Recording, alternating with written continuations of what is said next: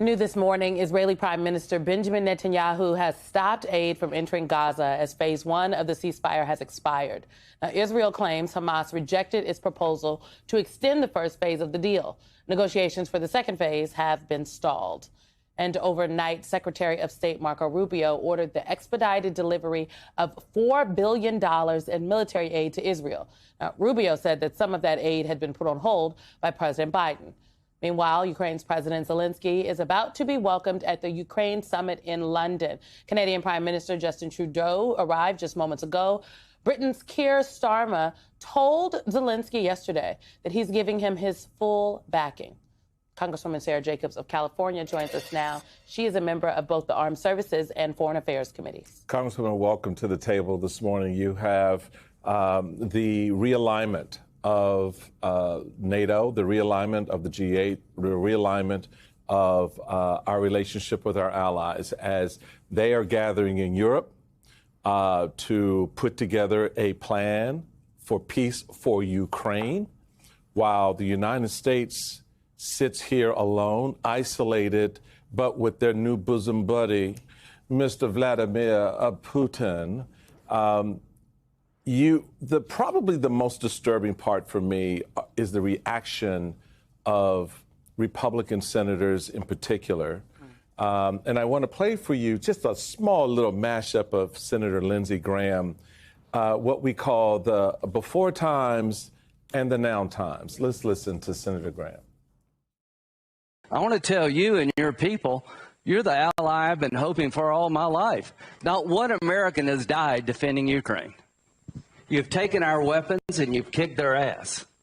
And I'm very proud to have you as our ally. So, what do I think? Complete, utter disaster. What I saw in the Oval Office was disrespectful, and I don't know if we can ever do business with Zelensky again. He either needs to resign and send somebody over that we can do business with, or he needs to change.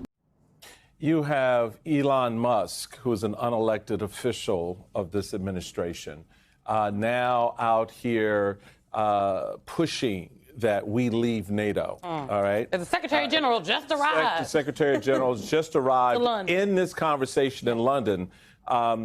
Your assessment of, as a member of Congress, of what you witnessed and what you think the next posture of this government of the United States should be, because clearly the government's going in one direction. I still sense the American people are not necessarily moving in that direction. Well, I think that's right. And look, I think what we saw was shameful and horrible, right? The supposed leader of the free world siding with an autocrat over democracy and over the sort of order that has kept the peace in Europe since before any of us were born, even you, Michael. Thank you. Way before I was born. And so, you know, I think that it's important that we speak up and talk about the importance of this alliance, this NATO alliance, why we're helping Ukraine, because it's not just about Ukraine, right? It's about standing up for democracy everywhere. And I think it's also important that Republicans in Congress who know this, who I know in private conversations are horrified by what happened, speak up and stand up, because they're the only ones who have the ability to push back right now in the real institutional ways that we need. I think it's important to note, Congresswoman, that the meeting inside the Oval Office, which has, of course, gotten a lot of attention for good reason, is set against the backdrop of our president threatening tariffs against a variety of our allies, making accusations against Europe, saying that they are out, that the EU is out to get America, and you have the EU pushing back hard against that notion. This is from the AP. The EU wasn't formed to screw anyone, Poland Prime Minister Donald Tusk said in an X post. Quite the opposite. It was formed to maintain peace, to build respect among our nations, to create free and fair trade, and to strengthen our transatlantic friendship. As simple as that. I wonder how you counter the narrative that is coming out of this administration, that we are somehow adversaries with our allies, or that our allies are out to screw us, and explain to folks that we're actually talking about how you keep America and the rest of the world safe. Yeah, it's such a good question, Alicia, because I think this is key, right? This is not things that we're doing out of the goodness of our heart. It's not things that we're doing because it's the feels good. It's not charity, right? The things we do, the things USAID does, the alliances we have with Europe, these are things that keep America safe and keep Americans safe. And, I represent San Diego, a border community. I'm really concerned about what these tariffs are going to mean because we rely on Mexico for a lot of partnership, whether it's partnership on immigration or on sewage that comes across the border to San Diego. And the more we're antagonizing our partners like Canada and Mexico and the EU, the less we're going to be able to work with them on the things that we need to happen and that require partnership across multiple countries. Then people are wondering how they're just going to afford anything. Small businesses, even medium-sized businesses, the American people. I mean, honey, now eggs are like a delicacy. When you go to some grocery stores, you can't even find the eggs, given what is happening. Companies are saying, and this is according to the New York Times, that they might have to raise prices to offset expenses if they haven't already. Some companies are talking about a business paralysis.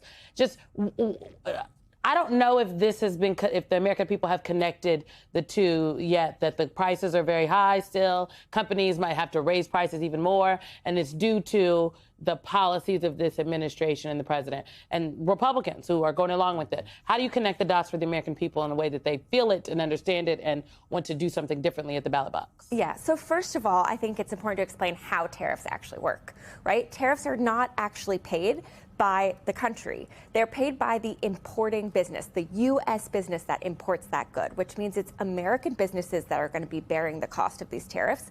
And that means that American consumers are going to be the ones having to bear that cost because they're going to pass it down. My State of the Union guest is a small business in San Diego who told me her business will basically probably not be able to survive if these tariffs go through. Tariffs on food, on canned goods, on meat. Not to mention we have a housing crisis in this country, and we're about to put tariffs on steel and wood from Canada, these things that are incredibly important. So, some tariffs can be useful when they're specific because you want to protect a domestic industry. But these kinds of broad-based tariffs are only going to hurt American people. In fact, one study says that the average American family is going to have $2,600 more worth of costs per year just because of these tariffs, not to mention the fact that Donald Trump has gotten rid of the people who are monitoring avian flu, so we can't even figure out how to fix it to be able to get the price of eggs back down. You mentioned the upcoming speech by the president on Tuesday. We've been having a conversation. We had Shanice Mundell, as former member of the federal government, summarily fired by Elon Musk and Donald Trump. And there's a growing sentiment out there among the American people about making a statement this Tuesday that this is not normal, that members of Congress should not be glad-handing and wanting to take their picture with the president as he comes down the aisle and smiles, because people are being hurt. Families are now finding themselves in very difficult situations. You mentioned you're going to have a guest there, but there's a growing sentiment that Democrats show unity with the country and not attend. What's your thinking there, and how you are looking at this Tuesday's speech? Yeah, so we're still having conversations as a caucus on exactly what that is going to look like, but we for sure are going to be doing something, and there will be, unity in action, and people will see that we are standing up. Now, I plan on attending unless, we all decide otherwise, in part because I think it's important that as Donald Trump is saying these things, he has to look at us. He has to see us there in the chamber, in our house, right? It is in the House of Representatives that this speech has. He doesn't get to run us out of our house. We will be there, and he will have to say these things to us. Now, that doesn't mean that we're not going to be doing actions, but I think the actions will be more meaningful in the room, in our house, in our body, that he doesn't get to decide who gets to come in and out. All right, Congresswoman Sara Jacobs is defending the presence. Michael and I think people shouldn't be going, but you make an interesting argument. What do you think, Mr. Chairman? I don't know. Congresswoman Sara Jacobs.